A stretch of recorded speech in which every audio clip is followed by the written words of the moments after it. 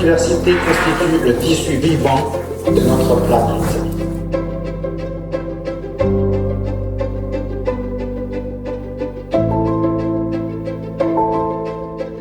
Je crois que pour Pékin, il nous faut une vraie révolution dans la pensée sur la biodiversité. Il faut qu'on arrive à toucher tous les thèmes des secteurs qui ont un impact sur la biodiversité. Et en particulier l'agriculture et bien sûr la déforestation, mais toutes les activités humaines, la pêche, le transport, l'industrie.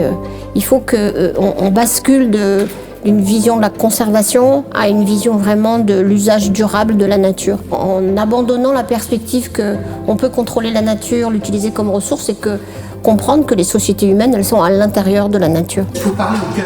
Il faut parler au cœur des gens. D'abord, parler dans le temps, parce que les grands singes, c'est une disparition qui est programmée à l'échelle de notre vivant. C'est un rôle d'une certaine manière de leadership avec la Chine qui présidera cette COP. Nous voulons porter haut la question de la biodiversité déjà à tous les rendez-vous qui auront lieu d'ici la COP 15. Donc les rendez-vous sont nombreux. Il y a le G7 que la France préside. On va porter cette question au G7. On va la porter au G20. On va la porter à l'Assemblée générale des Nations Unies qui va se réunir d'ailleurs en mars prochain à Nairobi. Par ailleurs, la France va évidemment chercher dans tous ces rendez-vous internationaux que j'ai cités à mobiliser les chefs d'État, les exécutifs des États dans cet enjeu de la biodiversité. Nous sommes, comme vous le voyez, militants dans cette affaire de l'engagement planétaire qu'il faut avoir pour la biodiversité, car les enjeux évidemment sont cruciaux et surtout urgents. L'Union européenne a traditionnellement un rôle et un point important dans les négociations dans le cadre de la Convention sur la diversité biologique. Elle parle avec la présidence au nom de tous les États membres de l'Union européenne. Et traditionnellement, c'est une position qui est bien réfléchie et équilibrée et qui ressemble assez fortement aux résultats finaux dans les négociations. Expertise France est chargée d'animer des débats, de préparer les enjeux, de faire en sorte que avant et après la COP, on ait le plus de résultats possible pour la diversité biologique et que cette négociation qui se tiendra à Pékin soit un succès.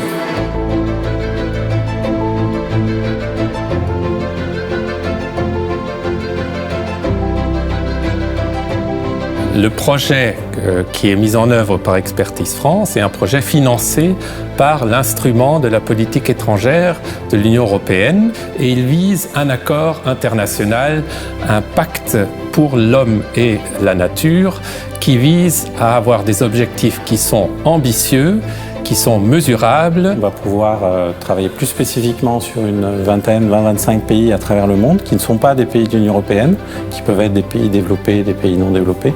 Et avec eux, on va envisager les moyens de faire des échanges d'experts, de développer des visites d'études, d'organiser des ateliers sur certaines thématiques et aussi répondre à certaines des demandes particulières de ces pays en termes de communication par exemple ou bien d'expertise pointue sur un certain nombre de domaines.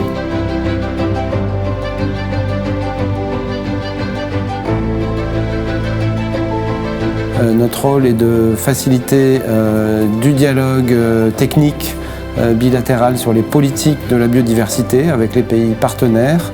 Par ailleurs, l'Agence française de développement et ses partenaires sont actifs dans le cadre du club des banques de développement bilatérales, l'IDFC, dans lequel nous avons mis en place un groupe de travail sur la biodiversité pour préparer des éléments concernant le financement de la nature à mettre sur la table en 2020.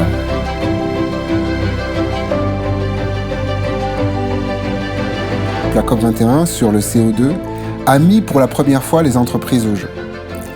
Elle les a mis au jeu sur le problème des émissions. Les émissions, c'est le ciel. Il est évident qu'on ne peut pas parler de pollution atmosphérique sans en même temps regarder ce qui se passe sur la Terre.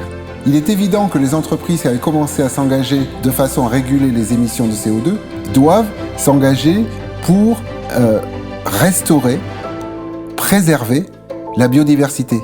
Pourquoi ? Parce qu'elles sont effectivement celles qui ont déjà un certain nombre de solutions permettant d'atteindre cet objectif-là.